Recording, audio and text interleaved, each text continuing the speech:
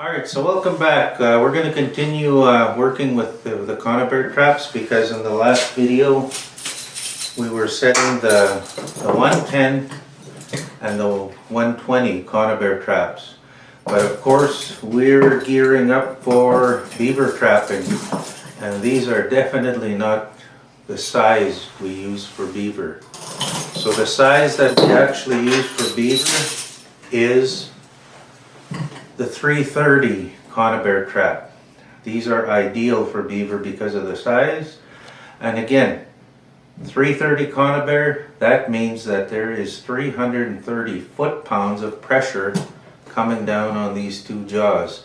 So definitely humane way of trapping beaver, because that's going to be instant kill, and very humane way of trapping beaver. Most of the time we set these traps underwater, but there are cases where we put them above water. But I like these traps because they're very humane. The animal suffers very little, if at all, and it's dispatched almost instantly. So since we are harvesting beaver, we want to make sure we're doing it in a very respectful and humane way. So I like using this type of trap for it. Like I said, the 330 conibear trap. So that means even just setting this trap is going to be a task. Because remember, because there's 330 foot-pounds of pressure coming down on these jaws, how much pressure does each of these springs have? So that's 330 total.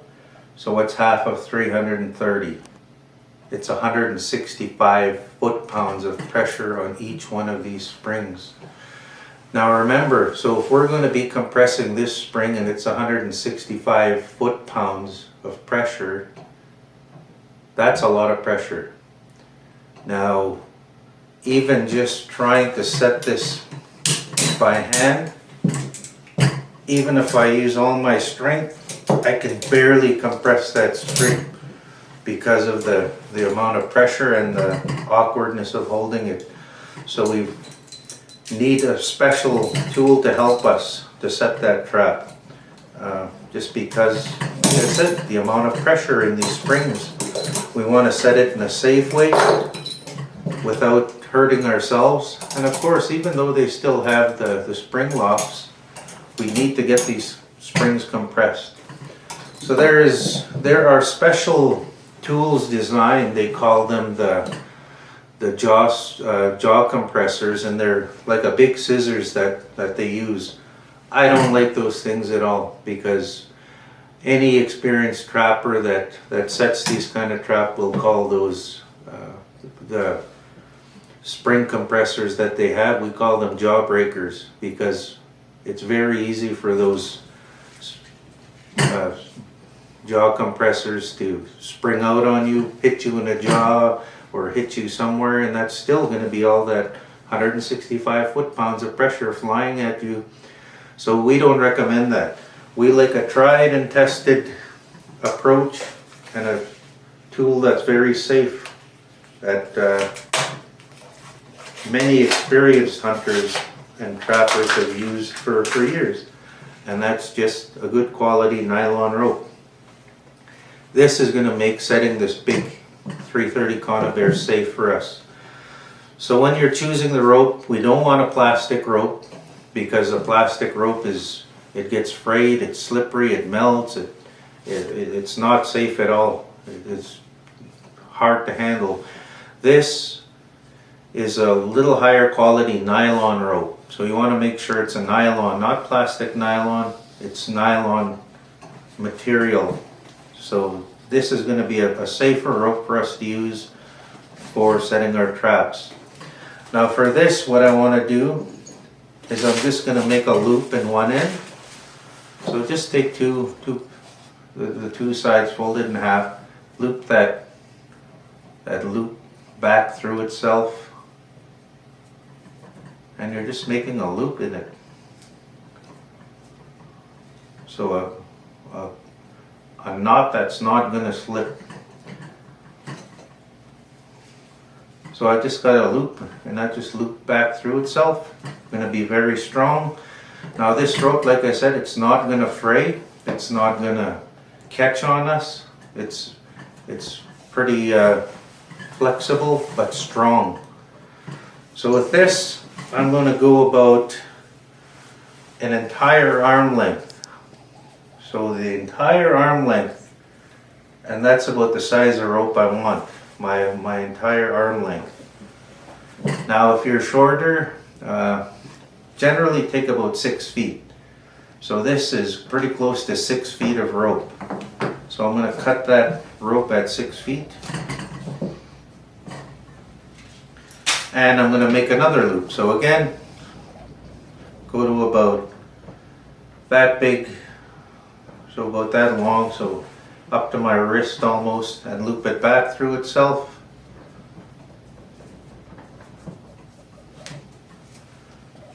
So I've got that. So I've got these two little loops on one end, on each end. So now that if I put the rope and fold it back into itself, I've got these two closing hooks on loops on the end. So like that, and even this, like that's gonna get in the way, so I can trim that off so it's not gonna catch on anything and make it dangerous for me. There, so that's nice and clean there now. But I've got just the rope that goes like that. Same thing on the other end, I can do that. Loop it back through itself and make another loop that closes in on itself.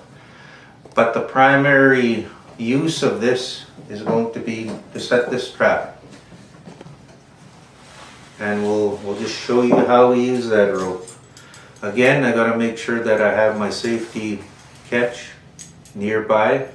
So when I do get the springs locked and get this trap set, this is gonna be a major safety device.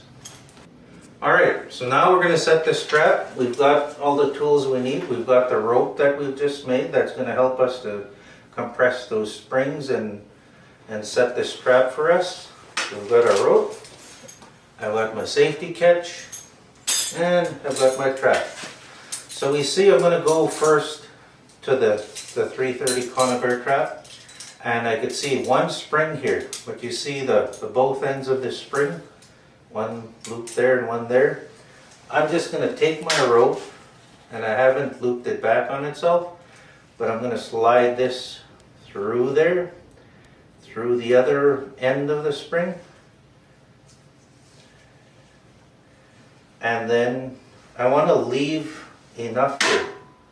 So I'm making that bottom loop, and just so I know how much room I got, this end, one end goes on my foot, because that's what's going to give me the stability.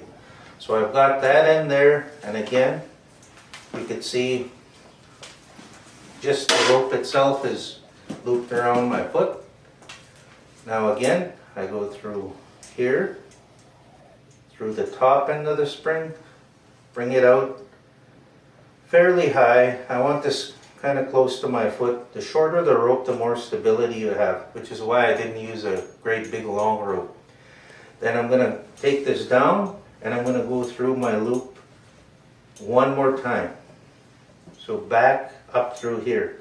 So now my rope has been looped through twice. Now very careful here. All I'm going to do now is pull my rope with my foot and my arms here, and I'm going to close off that jaw. You see the jaws come together as I'm pulling. Now I can see, I want to get it close enough to get this safety catch on. So I've got to go fairly close. So I'm almost there. I can take the safety catch, and you can see my spring lock now goes over. Now I very carefully loosen my rope, let the slack off, and that spring has been compressed.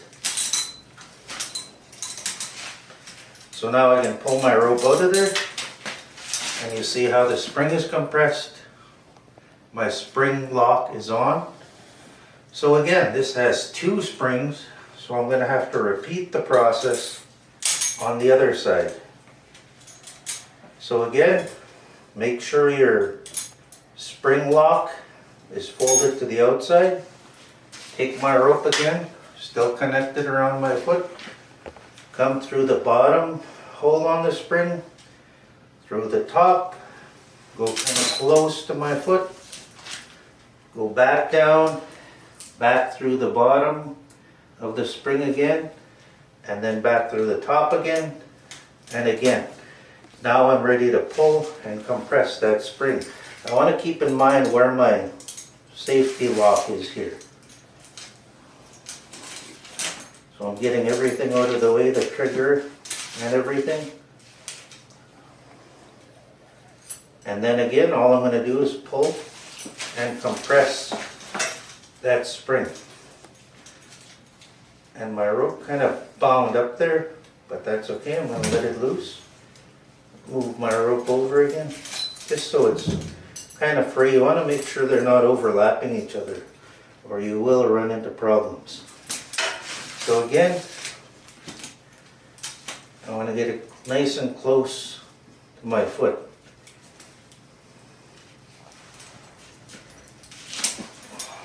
And then I just pull. And I've compressed that spring using my rope. I can now take my spring safety lock, put it on, carefully loosen the rope off until the rope is loose. Then I can pull the rope back through. So now my rope has done its job. I can continue setting this strap because both of my springs have been compressed. So now what I've got to do is I've got to complete setting the strap.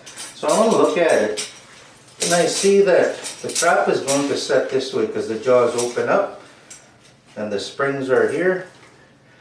But I see that my trigger and my flag are in the bottom. So I want to make that, turn my trap around so that the flag is on top and my locker is on top. Again, make sure these are out to the side. I've seen that my trigger locks are on.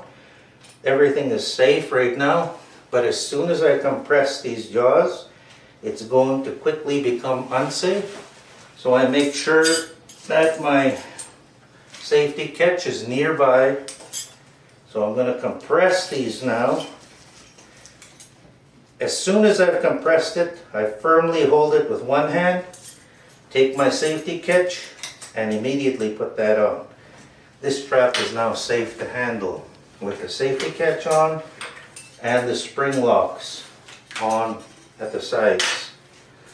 So now, just like the other traps, all I do is line up my flag here, and you see here with the flag, how it's sitting right now, it's not ideal, because if an animal comes along, then it might not hit my flag, and I can just adjust those because they're fairly flexible wire. I want to cover as much area as I can. So around there, so if it comes off, if the animal comes in at a bit of an angle, it's still going to trip my trigger. So again, here you'll see our locking key has 2 different settings on it, and it doesn't matter which one you use. I'm just going to use the first one, so I'm going to compress it carefully. Remember, my safety catch is still on. Push down my key so it locks onto my flag. And the trigger and lock are ready to go. However, remember, I still have safety devices here. I have my safety catch, I have my spring locks. So even if this trap if I did accidentally drop it or accidentally got my hand in there, it's safe. So nothing happens. So I've tripped the trigger, nothing happens, I'm safe. So I'm going to take the strap now, and if I were setting my Beaver set, say if I was setting on top of a Beaver dam, I would make sure everything's in place first, line it up on the Beaver trail safely, get my trap secured on this end, and we'll be showing you that later, but I'd secure my trap so that when I do catch it, it's not going to get away or get lost on me. So I set it in place, put my springs up straight, because again, if they're not straight, you have a chance that the trap it's going to jump an odd way when it sets off. Because remember, 330 foot-pounds of pressure, that's a lot of pressure that's going to be flying off of there. So again, I'm going to compress it slightly, lock my locking trigger. So trigger is set, everything is set, ready to go. So now that I've set it in place for my Beaver set, I can now take off my safety devices. So the first thing I do in taking off my safety devices is to release my spring locks.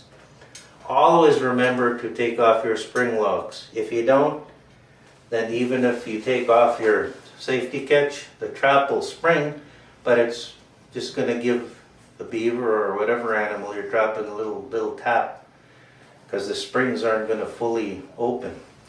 So very first thing you do when you're ready to leave, take off your spring locks. So you see they're hanging free. Springs are now ready and dangerous. However, I've still got my safety catch on. Definitely don't want to leave that on, because even at this point, if you trip the trap, it's not going to close because of that safety catch. So now I'm going to release very carefully my safety catch. And this safety catch is a little bit too short for this trap. So very carefully, that trap is dangerous and lethal right now because it's got spring locks off and it's got no safety catch on it. So this is a lethal trap at this moment. And you'll just see the amount of pressure that comes off of that trap when an animal comes there. And you'll see why it's called an instant kill trap. So animal comes along on the trail.